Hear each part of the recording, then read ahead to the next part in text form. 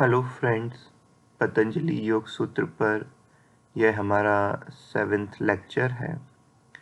और पिछले सूत्रों में हमने देखा कि अभ्यास और वैराग्य समाधि के साधन हैं। वह वैराग्य भी दो प्रकार का होता है, अपरम वैराग्य और परम वैराग्य। अपरम वैराग्य जो है वह संप्रज्ञात समाधि का साधन है और परम वैराग्य वह असंप्रज्ञात समाधि का साधन है।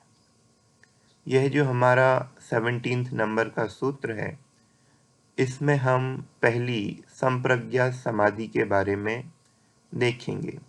सूत्र है वितर्क विचारानंदास्मितानुगामात् संप्रज्ञातः, यानी कि वितर्क, विचार, आनंद और अस्मिता इन चारों के संबंध से युक्त संप्रज्ञात योग है, यानी कि संप्रज्ञात समाधि है।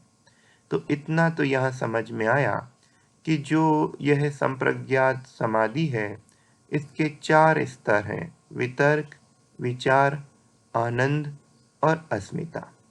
अब देखते हैं इसकी व्याख्या, ताकि चारों स्तर का जो सार है वह हम जान सकें। तो व्याख्या से पहले हम देखेंगे कि हमने देखा है कि इस संप्रज्ञात समाधि का साधन है अपरम वैराग्य, यानी वह वैराग जिसमें चित्त बहिर्मुखी से अंतर्मुखी हो जाता है। यानी कि चित्त की जो बाह्य पदार्थ में जितनी भी अशुभ या मिश्र इच्छाएं थीं, यानी कि तमोगुण और रजोगुण, वह तो समाप्त हो जाता है, लेकिन चित्त की एक शुभ इच्छा, यानी अपने शाश्वत आत्मस्वरूप को पाने की इच्छा, यानी कि सतोगुण अभी मौजूद है। और चित्त जो बाहर में अनेक पदार्थों में भटकता था, वह अंदर में किसी एक पदार्थ में एकाग्र हो गया है। उसके जो ध्येय पदार्थ हैं वह 3 प्रकार के माने गए हैं। वही व्याख्या में यहाँ हम देखते हैं। संप्रज्ञात योग के ध्येय पदार्थ 3 माने गए, यानी जिनमें संप्रज्ञात योग की समय, या कहें कि अपरम वैराग्य के समय एकाग्रता होती है, वे पदार्थ 3 प्रकार के हैं। पहला है ग्राह्य, यानी कि जानने योग्य पदार्थ, वह पदार्थ जिन्हें जाना जा सकता है। तो वह है इंद्रियों के सूक्ष्म और स्थूल विषय। कोई भी पदार्थ हो सकते हैं, या हम मान के चलें एक भगवान की प्रतिमा। दूसरा है ग्रहण, यानी कि जिनके माध्यम से जाना जाता है पदार्थों को, तो इंद्रियां और अंतःकरण यानी कि मन, उदाहरण के तौर पे हमारी आंख।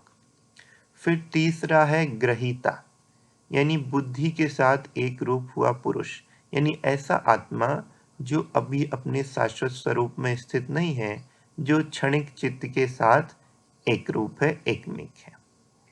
तो अब देखेंगे कि जब ग्राह्य पदार्थों के स्थूल रूप में समाधि की जाती है, जैसे मान लो भगवान की प्रतिमा में हमने एकाग्रता की, उस समय समाधि में जब तक शब्द, अर्थ और ज्ञान का विकल्प वर्तमान रहता है, यानी भगवान की प्रतिमा में एकाग्रता की तो प्रतिमा, यह शब्द और उसका अर्थ कि भगवान का साकार रूप, और उसका ज्ञान यानी उसका भाव भाषण कि भगवान जो हैं वह वीतराग हैं, सर्वज्ञ हैं। तो ऐसे शब्द, अर्थ और ज्ञान का विकल्प मौजूद रहता है, तब तक तो वह सावितर्क समाधि है। जब तक समाधि में यह शब्द, अर्थ और ज्ञान के विकल्प हैं, ग्राह्य पदार्थ संबंधी, तब तक तो वह सावितर्क समाधि है। और जब इनका विकल्प नहीं रहता, जब वह विकल्प समाप्त हो जाता है शब्द, अर्थ और ज्ञान का, ग्राह्य पदार्थ संबंधी, तब वही निर्वर्तक कही जाती है। इसी प्रकार जब ग्राह्य और ग्रहण के सूक्ष्म रूप में समाधि की जाती है, अब 2 हैं, ग्राह्य भी और ग्रहण भी, यानी प्रतिमा भी और आंख भी, लेकिन उनका स्थूल रूप नहीं, उनका अत्यक्त मनोगम्य जो सूक्ष्म रूप में समाधि की जाती है। उस समय समाधि में जब तक शब्द, अर्थ और ज्ञान का विकल्प रहता है तब तक वह साविचार समाधि, और जब इनका विकल्प नहीं रहता तब वही निर्विचार कही जाती है। तो ये दूसरे स्तर तक हम आ गए। पहली थी वितर्क संबंधी और दूसरी है विचार संबंधी। अब जो तीसरा प्रकार है वह हम देखते हैं। तो जब निर्विचार समाधि में विचार का संबंध तो नहीं रहता, क्योंकि विचार तो समाप्त हो गए शब्द, अर्थ और ज्ञान संबंधी, परंतु आनंद का अनुभव और अहंकार का संबंध रहता है कि आनंद की अनुभूति होती है और अहंकार यानी कि इस आनंद को अनुभव करने वाला मैं, ऐसा भाव रहता है। यानी द्वैत भाव है, एक तो आनंद और दूसरा आनंद को अनुभव करने वाला मैं। तो ऐसे दो विकल्प जब तक मौजूद रहते हैं तब तक वह आनंदानुगता समाधि है। तो यह तीसरा प्रकार।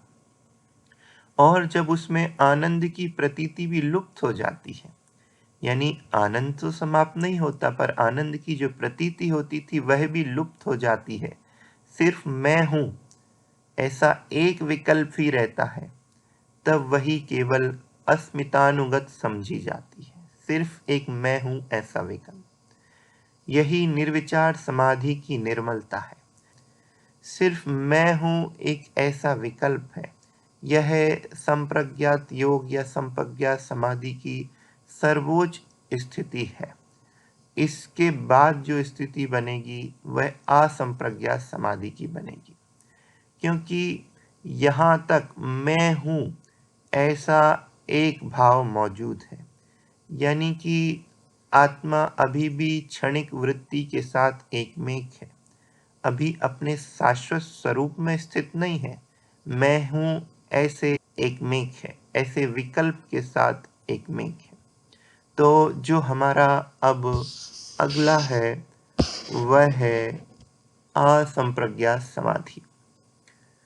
तो सूत्र हम देखते हैं।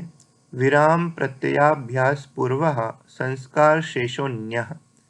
विराम प्रत्यय का अभ्यास जिसकी पूर्व अवस्था है और जिसमें चित्त का स्वरूप संस्कार मात्र ही शेष रहता है, वह योग अन्य है। तो कुछ नए शब्द यहाँ हैं। विराम प्रत्यय का अभ्यास, चित्त स्वरूप का संस्कार, वह हम सब व्याख्या में समझेंगे। तो पहले हम यह देखें कि हमने देखा था कि यह जो असंप्रज्ञात यानी कि अंतिम समाधि है, सर्वोच्च समाधि, उसका साधन है हमारा परम वैराग्य। और परम वैराग्य में हमने देखा था कि किस प्रकार से चित्त की जो एक पदार्थ में एकाग्रता थी परम वैराग्य के समय, वह भी समाप्त हो जाती है और आत्मा अपने शाश्वत स्वरूप में स्थिर हो जाता है। यानी कि जो अपने एक शाश्वत पदार्थ की इच्छा थी, शुभ इच्छा यानी कि सतोगुण, वह भी समाप्त हो जाता है और आत्मा ने अपने स्वरूप को पा लिया है, यानी वह पहुंच गया है जहां पहुंचना था, गंतव्य पर। तो व्याख्या में देखेंगे, साधक को जब परम वैराग्य की प्राप्ति हो जाती है उस समय स्वभाव से ही चित्त संसार के पदार्थों की ओर नहीं जाता, जा ही नहीं सकता, क्योंकि अब तो एक पदार्थ में जो एकाग्रता थी वह भी समाप्त हो गई, तो अन्य पदार्थों की ओर जाने का तो कोई प्रश्न ही नहीं है। वह उनसे अपने आप ऊपरत हो जाता है, यानी उन सब से वह ऊपर हट जाता है, एकदम से सबसे भिन्न हो जाता है। उस उपरत अवस्था की प्रतीति का नाम ही यहाँ ब्राह्म प्रत्यय है। तो वह जो उपरत अवस्था की प्रतीति है, उसका जो अभ्यास है, वही विराम प्रत्यय है। तो यह तो हुई पूर्व भूमिका, यानी कि जो असंप्रज्ञात समाधि है उसका पहला स्तर। इस उपरति की प्रतीति का अभ्यास क्रम भी बंद हो जाता है, उस समय चित्त की वृत्तियों का सर्वथा अभाव हो जाता है।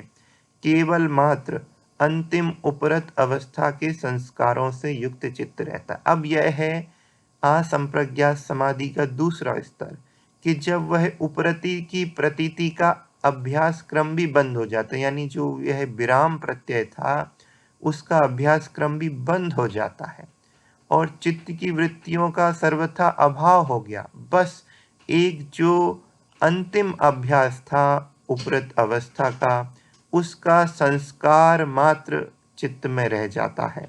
तो यह सभी समाधि है, यह असंप्रज्ञात समाधि का दूसरा स्तर है।